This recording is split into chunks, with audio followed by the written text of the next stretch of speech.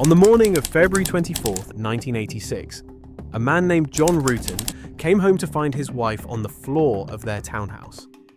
She wasn't moving. Sherri Rasmussen was 29 years old, a nurse, driven, well-liked, married just 3 months earlier. The police who arrived that morning had a theory almost immediately. The apartment looked disturbed. A few items were out of place. It had all the markings of something simple. Tragic, but simple. A burglary. Gone wrong. That theory would stand for 23 years. It would survive interviews. It would survive an open investigation, and then a closed one. It would survive detectives moving on, retiring, forgetting. What it would not survive was a single bite mark.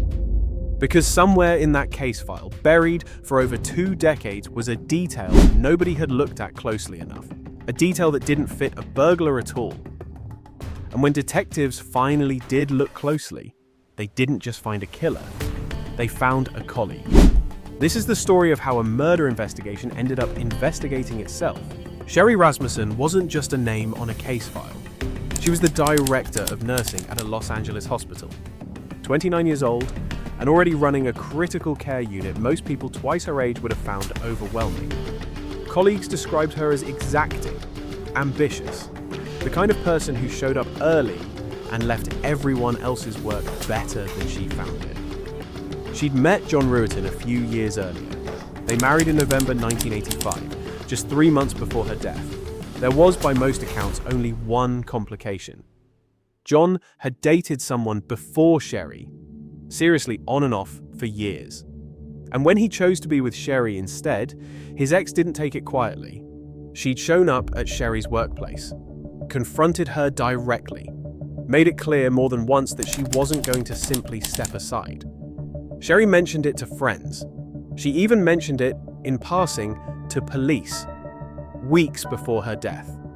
Nobody thought much of it at the time. Why would they? When officers arrived at the townhouse that morning, the scene told a story before anyone said a word. The apartment looked disturbed, drawers pulled open, items scattered throughout the home. To the first detectives on scene, it read exactly like what they'd seen 100 times before. A burglar, likely surprised mid-theft, who turned violent when confronted. There were even small items missing. Enough to support the theory, enough, at the time, to close the door on any other explanation. Sherri had fought back. That much was clear from the scene itself. She was found with defensive wounds, evidence of a violent struggle. And there was something else. Something the original investigators noted, photographed, filed away, and then, for 23 years, simply didn't revisit. A bite mark, left on her arm during the struggle. At the time, it wasn't the priority. DNA analysis in 1986 was still in its infancy. Barely admissible in court, rarely conclusive. A bite mark was evidence of a struggle, not yet a fingerprint, so it went into evidence storage, catalogued, sealed. And the case moved forward on the only theory anyone was seriously pursuing. A burglar, a stranger, someone who was never coming back.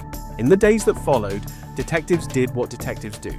They talked to family, they talked to co-workers, they talked to John, and John told them something that, on paper, should have mattered a great deal. He mentioned his ex, the one who'd confronted Sherri before, the one who hadn't taken the breakup well. To their credit, detectives followed up. They brought her in. They asked their questions. She had an explanation for her whereabouts. Nothing that broke, nothing that particularly held either. Just enough uncertainty to be inconclusive in a case where every resource was already pointed at a burglar theory that fit the scene far more neatly. She was let go, filed as a dead end, one name among dozens. And the investigation moved on because it had somewhere else to be. A city with more open homicides than detectives. A theory that already fit the evidence. A caseload that never stopped growing, even as this one particular file grew quieter and quieter in a drawer. Weeks became months. Months became years. By the mid-1990s, the case was, for all practical purposes, cold. Not closed, LA doesn't close unsolved murders, but cold in the way most cases eventually go cold. No new leads, no new tips, no reason to open the file unless something changed. For 13 more years, nothing did. The DNA profile from that bite mark didn't match a name in a public database. It matched an employee. Because in 2009, when investigators finally ran that sample against LAPD's own personnel elimination database, records kept in part to rule out contamination from officers who'd handled evidence, it returned a match. Detective Stephanie Lazarus, a 25-year veteran of the Los Angeles Police Department, someone who had worked cases, testified in court, built an entire career inside the same institution, now investigating her. And when detectives went back through the timeline, quietly, carefully, without tipping their hand, they found what had been sitting in plain sight the whole time. Stephanie Lazarus was the ex-girlfriend, the one John had mentioned, the one who'd confronted Sherri at work, the one detectives had already interviewed in 1986 and let go.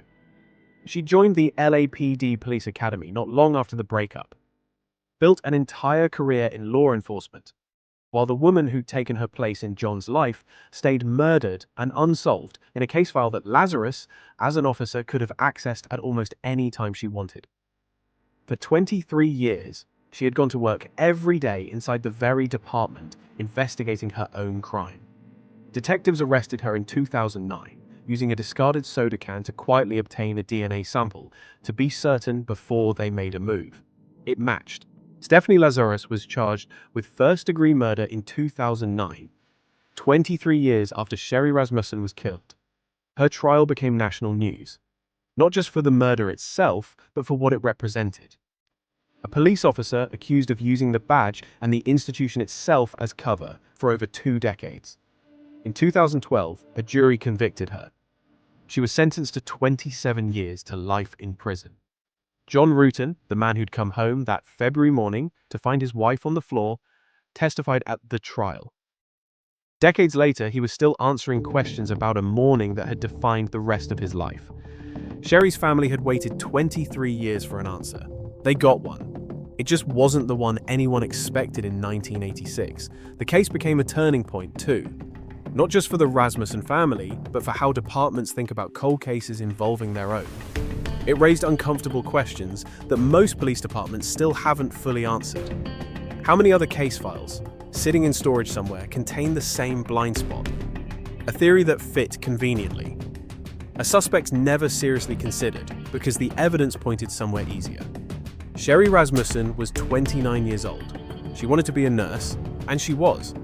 She wanted to be married, and she was. Instead, she became a case file. One that took 23 years and a piece of forensic evidence nobody thought mattered at the time to finally close. If you want more cases like this one, cases where the answer was always closer than anyone realized, subscribe and I'll see you in the next one.